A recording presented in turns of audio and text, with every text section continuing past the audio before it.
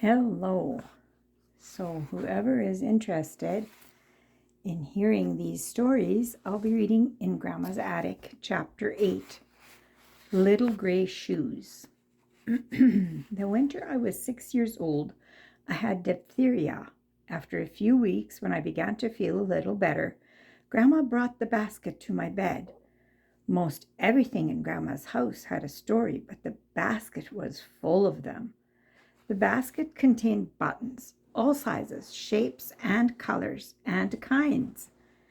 There were so many things to do with them, and that it was hard to know how to start.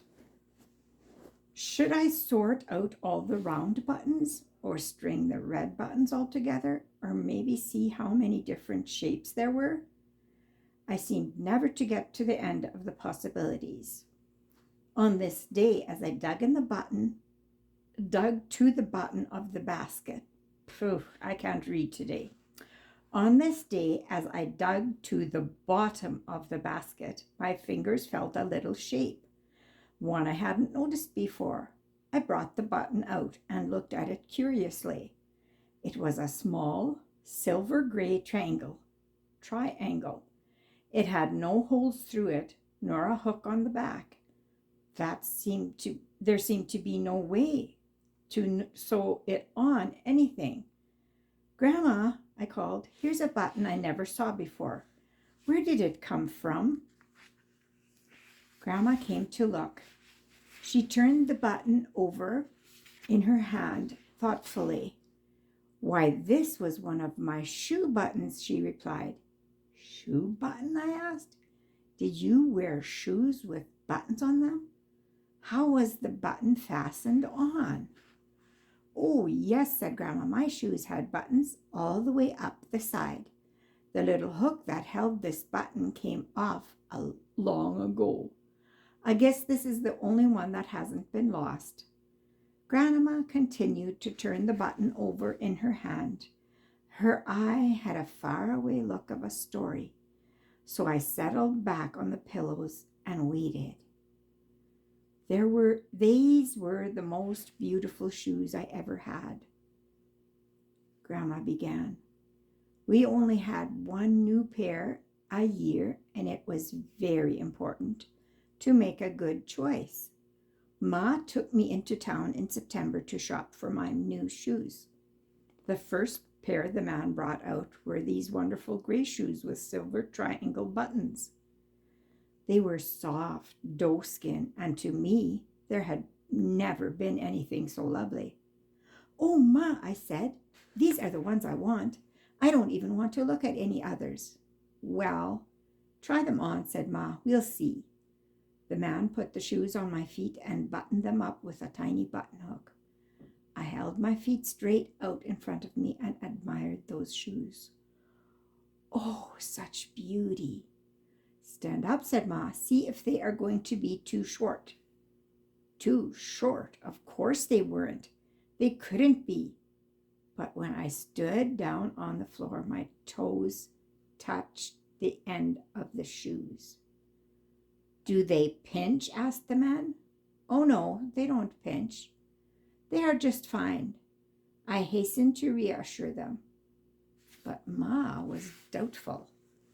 Remember, she said, you have to wear these all year. It doesn't look like there is much room to grow.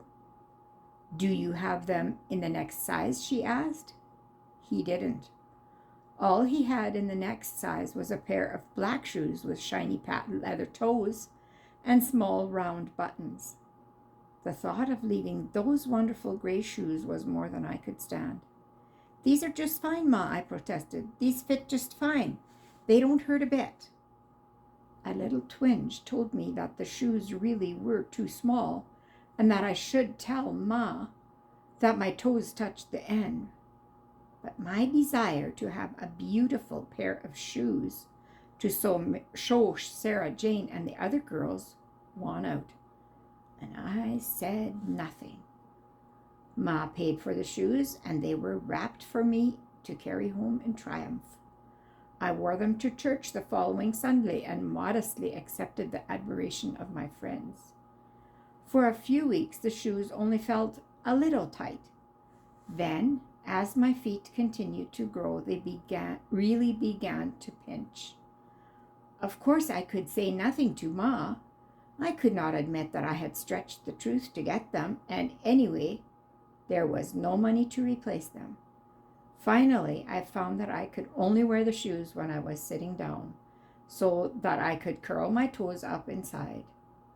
On Sunday morning, I would pull my boots on over my heavy stockings and carefully conceal my shoes under my cape until we got to church. Then I would sit through the long service with my poor feet aching in those beautiful shoes. The day came, as I knew it would, when I could not get the shoes on at all. Ma had to be told. With much sobbing, I admitted that I had been deceitful about the shoes. Now it was only early in December, and I had no shoes to wear for the remainder of the winter. Ma was sorry not only that the shoes no longer fit, but that her little girl had deceived her. Oh, what I would have given for those homely black shoes that would fit. But that was impossible. There was no money for more shoes. The only solution was a pair of my older brother's outworn shoes. Pa tried his best to shine them up for me, but they were boys' shoes, and they had metal toes. I would never leave the home again. I would just stay home until it was time to go barefoot in the spring.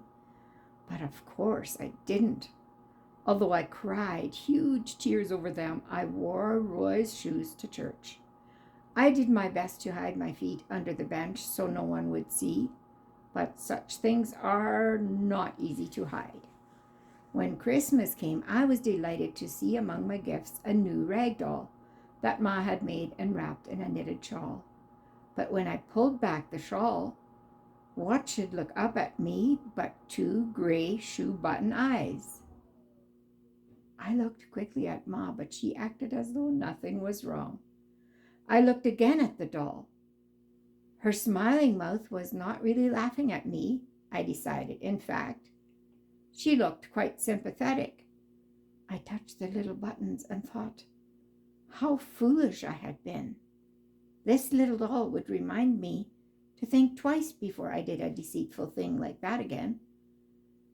My gray-eyed Emily was my companion until I was too old for dolls. There were others, even one with a china head, but none so dear as Emily with her kind smile and shoe-button eyes. Grandma dropped the button into the basket and went back to her work. I dozed off thinking of the little gray shoes and Grandma. A little girl just like me.